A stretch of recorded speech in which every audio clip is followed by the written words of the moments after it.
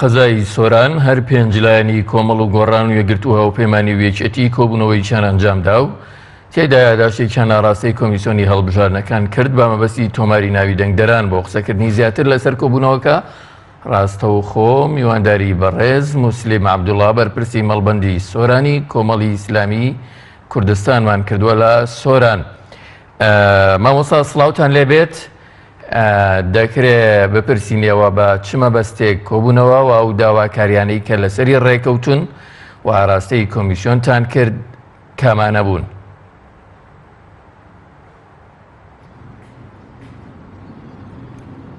بەڵێ بەناوی خۆی بەخشندی میهرەبان، سڵاو لە ئێوە و لە بینەرانی پیامیش بێت. دیارە ئێمە ئەوڕۆ 5 حیزبی سەرەکی لە سنووری قەزای سۆران و دەوروبەری کۆبووینەوە بە مەبەستی تاوەتوێکردن، باسکردن، گفتوگۆکردن دوای کۆبوونەوەشی چڕوپەڕ لەسەر تۆماری دەنگدەران.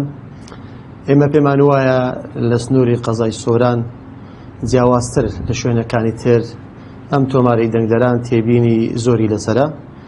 بۆ ئەمە بەستە بە هەنجی هەر پێنجدایانەکە بە پێویستمان زانی کە لە نزیکەوە گفتوگۆیەکی پڕ بکەین یاسایی بیت لە ڕووی تۆماری دەنگدەرانەوە کە پێمان وایە لەم تۆمارەدا نایاسایی زۆری تێدایە. بۆ ئەمە بەستە بە پێویستمان زانی بەرپرسی هەر پێنج حیزبەکان لەم سنوورە بێکەوە کۆبینەوە بەڵکو بتوانین بە لە ڕێی یادداشتنامەیەک بەڵگەکان زۆر باشە. مامۆستا موسلیمەکرێ پێمان بڵێ ئەو نایاساییانە چین کە لە تۆماری دەنگدەراندا هەیە؟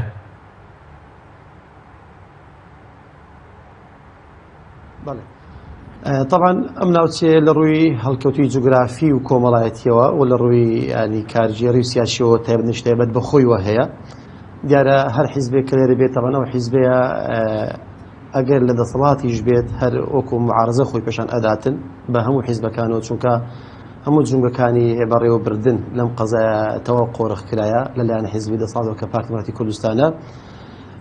یەکیش لەوانە کە تۆماری دەنگدەرانە ئێمە بەڵگەمان لە بەردەستدایە ئەوە شێوازی تەزویرکردن، شێوازی بەڵگەی نایاسایی چۆن لە تۆماری دەنگدەراندا کرایە.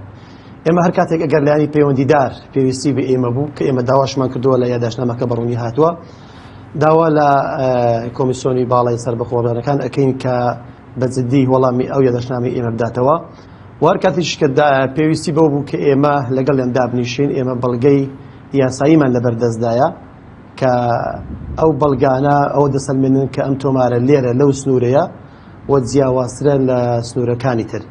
لەبەر ئەم زەرورەتە پێمان بە باشمان زانێ بۆ ئەوەی کە پرۆسەی هەڵبژاردن کە پرۆسەیەشی بڵێن دیموکراسیە وەک خۆی بە پاک و خاوێنی بەڕێوە بچێت، هەرچەندە ئەگەر دەستکاریش بکەن لەوانەیە وەکو پێویست ئێمە ڕامە لە نەبێت کاتێک کە وەڵاممان دەدەنەوە. بەڵام ئێمە بەڵگەمان لە بەردەستدایە لە ئێستادا، چونکە ئێمە بەپێی ئەوەی کە چەندین ساڵێرە ئەژینەکەم حیزبانە مامەڵە ئەکەین کە لە پرۆسەکانی هەڵبژاردن بەشداریمان کردیە لە ئەزمموی ڕابردووی ساڵانی ڕابردوو بۆمان سەلمێنراوە. ئێستاش بە دیکۆمنت لە بەردەستماندایە کە بەڵگە هەیە کە ئەو تۆمارەی سۆران جێگای تێبینیە قسەی زۆر هەڵەگرێت.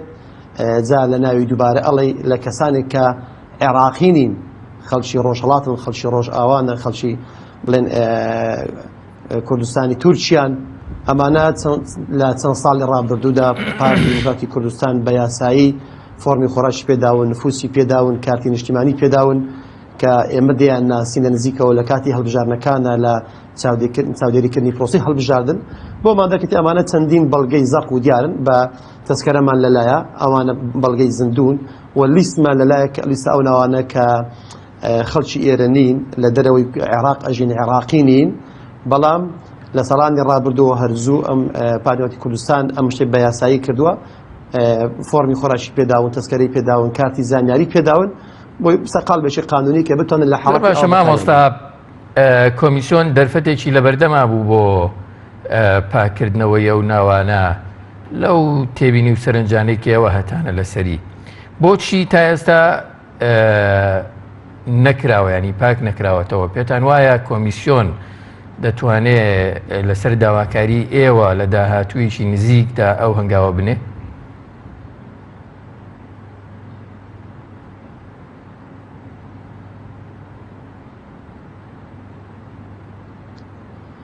بۆ دەنگەکە بێ من ناگات. بەڵێ مامۆستا پرسیاری ئەوم کرد کە بەڕێیەوە بۆچی پێشتر ئەم لیستە لەو تێبینیانەی ئێوە هەتانە پاک نەکراوەتەوە لەو ناوە دووبارانە لەو ناوانەی کە لە دەرەوەن یان مەسەلەن خەڵکی بیانین یان هەر شتێکی تر و پێتان وایە کۆمیسیۆن دەتوانێت لە ئایندەیەکی زۆر نزیکە و داواکاریانەی ئێوە جێبەجێ بکات؟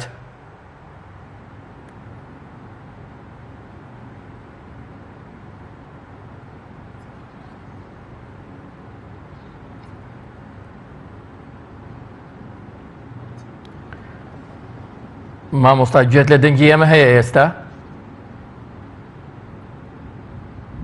ئەگەر مامۆستا دەنگمانە بیستێ با بەردەوام بین وەگەرنا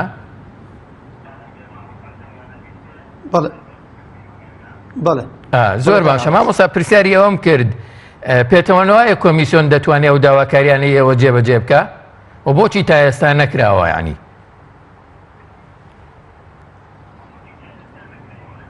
بەڵێ طبعا بۆ ئەم مەسەلەیە کە تۆماری دەنگدەرانە هەوڵی زۆر دراوە لە هەموو لایەنەکانەوە لەسەر ئاستی باڵاوە قسە کراوە.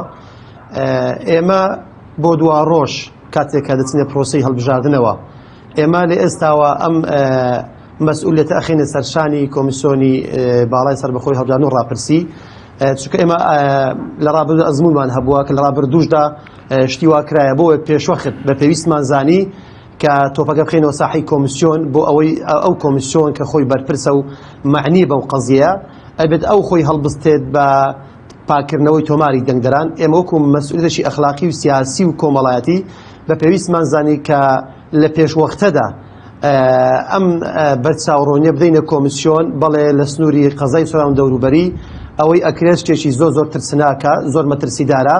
بۆیە داواتان لەکەین ئەوانش بە ڕێکاری یاسایی خۆیان بە پێی مەسئولیەتی خۆیان و بەرنامەی خۆیان بەم ئەرکە هەڵبستن، ئەگەرنا پرۆسەی هەڵبژاردن بە شێوەیەشی گشتی لە سۆران دەکەوێتە ژێر پرسیارەوە کە عیبەی زۆر گەورەی دێتە سەر کە ئەمەش دەبێتە عیبەیەک بەڕاستی بۆ کۆمیسیۆن ئەگەر بێت و وەڵامی یەداشتەکەی ئێمە نەداتەوە. بۆیە ئێمە لێرەوە داوایان لێ دەکەین هیوادارین کە کۆمیسیۆن بە ئەرشی سەرشانی هەڵبستێت و یاداشتەکەی ئێمەش وەڵام داتەوە و داواشان لێکەین ئەگەر دەرفەتێکمان پێدەن ئەمانێت لە نزیکەوە لەگەڵ لەندا بنیشین بەڵگەکانمان بخەینە ڕوو کە ئەم جۆرە نایاسایانە لە تۆماری دەنگدەران لە سنووری سۆران و دەوروبەریا هەن. مامۆستا دەمەوێت پرسیار بکەم لەوەی کە یەکێتی نیشتیمانی کوردستان لەگەڵ چوارلایەنە ناڕازیەکە بەشدار بووە لە کۆبوونەوەکەیە. ئایا یەکێتیش هەمان تێبینی و سەرنجی ئێوەی هەیە؟ ئەمە یەک. دووهەم بۆچی پارتی بەشداری کۆبوونەوەکەی ئێوەی نەکرد؟